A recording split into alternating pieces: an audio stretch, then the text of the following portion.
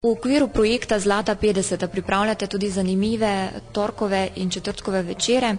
Kakšni so odzivi na celoten projekt Zlata 50? Moram reči, da smo zelo zadovoljni z odzivom, glede na to, da gre za dokaj mlado zgodovino, se pravi sodobno zgodovino 50 leta, so ljudje pravzaprav še zelo agilni, živi, ki so pravzaprav to obdobje tudi sami doživljali. K sodelovanju smo jih pravzaprav tudi povabili preko, sodelovali smo z glasbeniki, recimo Milan Cilenšek, ki je takrat vodil orkester Amor, potem Franc Robnik, ki je pravzaprav bil eden najboljših glasbenikov v Sloveniji takrat. Oni so pravzaprav tudi prispevali več ali manj slikovni in fotografski material, potem Marjana Držaj oziroma gospa Tina Mahkota in pa seveda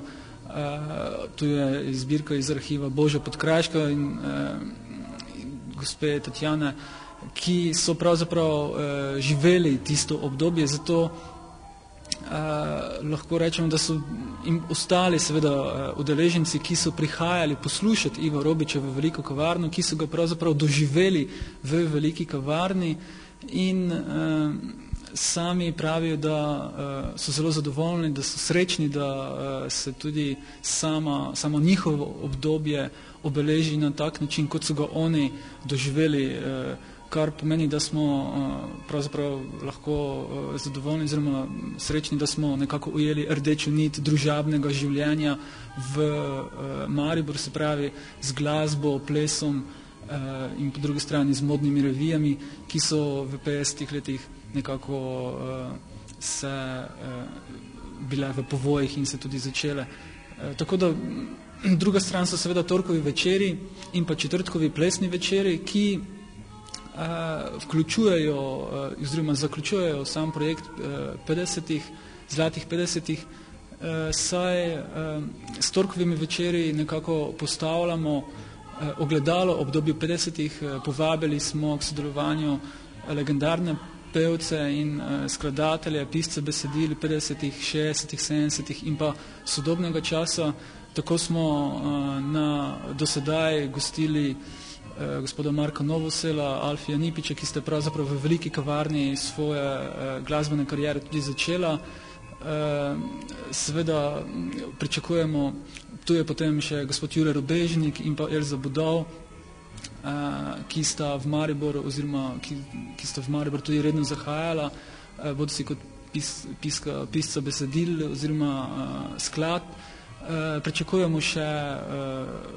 Vlado Leskovarja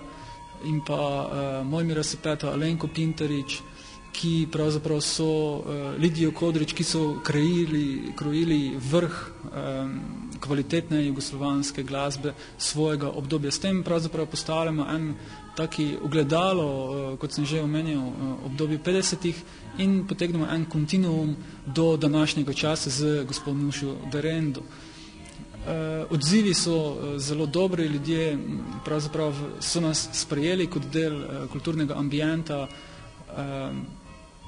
Maribora in pravzaprav v naši kavarni Zlatih 50-ih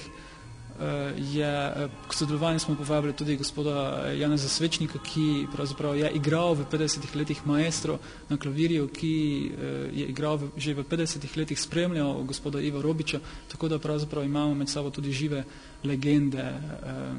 Medtem ko četrtki so pa rezervirani za plesne večere, kjer se lahko